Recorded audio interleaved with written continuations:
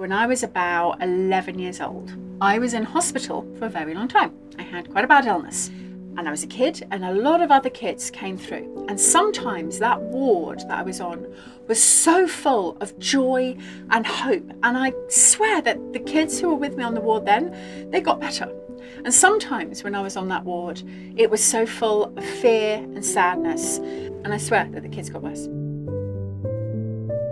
But that sense that if those people around you feel that action is worth taking, you're going to take it. We're a social species, and the people who are around us affect our attitude so much.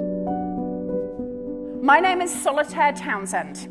When I was 13 years old, I lived in what we call a council house in the UK, social housing. It was not very nice. And one of the hardest parts of living in a council estate was that people who lived in the slightly richer areas nearby kind of felt like they could dump stuff in our community.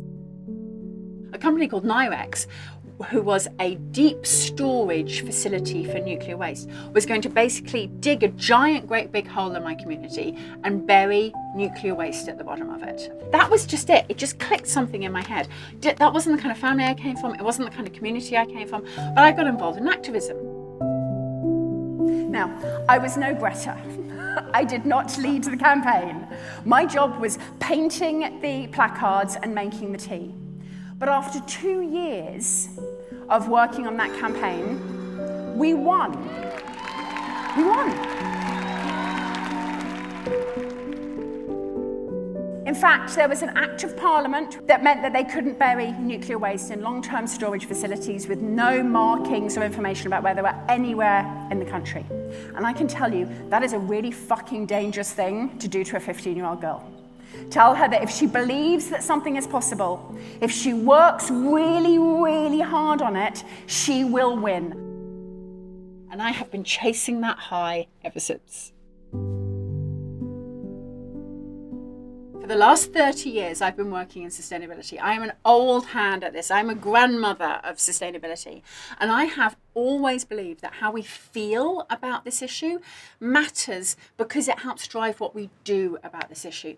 I've spoken about optimism. I've spoken about hope. And it's all been a little bit happy-clappy. It's all been a little bit like, yeah, let's come together and hold hands and hope for a better future.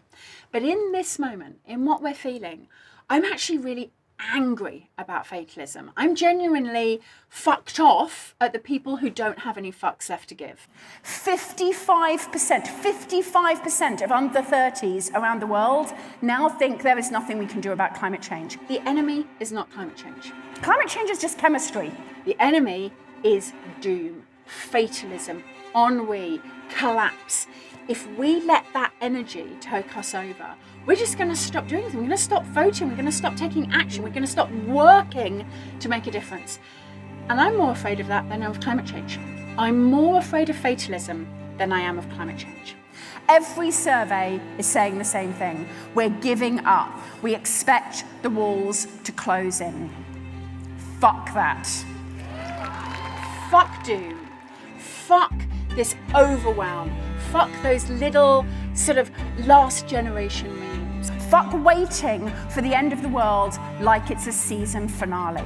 And I personally believe this is not the end of the story. This is the end of season 1. And we're about to start stepping up to an incredible, exciting adventure. Just be clear, I know what climate change is. I've been studying it my whole life. This is the Death Star and Mordor and the Dark Souls boss and the Upside Down rolled up into one enormous soul-sucking doom ball. We really need more main character energy. We really need to not be extras in the apocalypse. I've spoken to scientists, I've spoken to experts.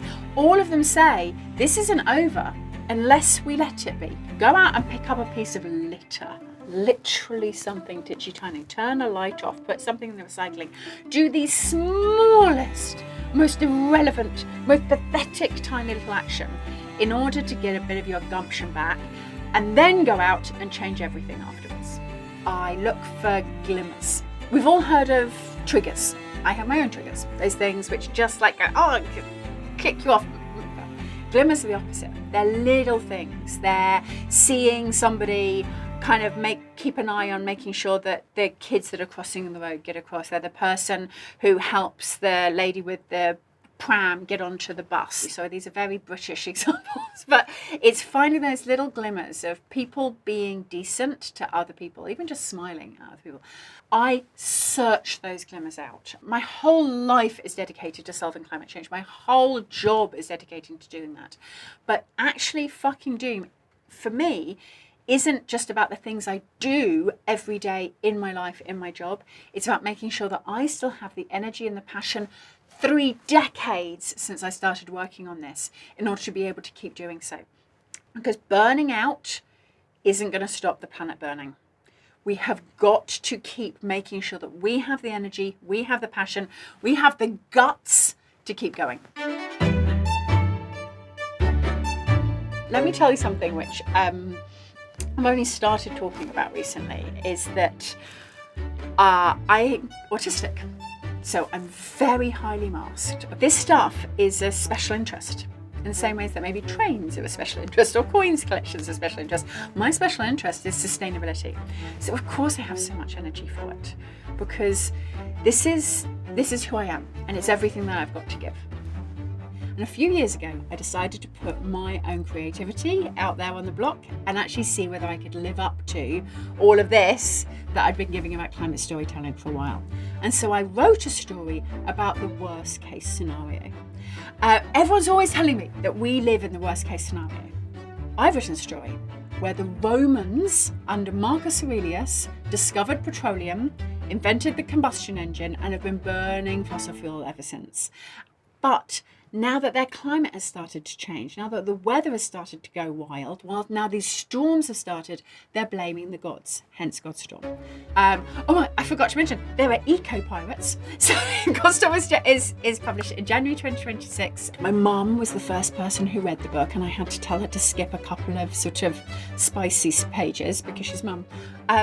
And when she finished writing, she's like, "Oh, sorry, I loved it. Thank you so much," which is exactly what you want your mum to say when she's read your book. She goes, "I always knew you'd be a novelist." I was like, "Mum, I'm 50. Were you ever going to mention this to me? Is there anything else you've always known I was going to do?" So at any age, you can just start. A big thing a lot of people ask me about is like where I get my confidence. How are you so confident? I go and I stand up on stages and I make all these speeches and I decide in my 40s to sit down and write a novel and all that stuff. And I want to tell you a little secret about confidence, is that it's a complete con job. There is no friggin' thing as confidence as an emotion. I'm pretty sure no human being has ever felt completely confident ever in their life. I know I never feel confident. I never feel confident. I throw up before going on stage. I sit there in front of my computer writing a novel going, I'm just going to have to delete the whole thing before any human being ever has to read this. I'm constantly beset by anxiety, fear of failure, imposter syndrome. But years ago, I learned that that's how everybody feels about everything all the time. And that confidence is a skill, not a feeling. I will never feel it. I will never wake up in the morning going, I got this. But what I can do is I can learn to be a confident writer. I can learn to be a confident speaker. I can learn to be a confident leader. I can learn skills that mean that I can act in a confident way. So I will act in a confident way whilst inside there's a little authentic me going about everything. And that's the secret. That's the absolute secret. You are never, ever going to feel right to do the thing you want to do. You are never going to wake up and go, I'm ready. Not going to happen. The trick is just to do it. Just do it. Just do it.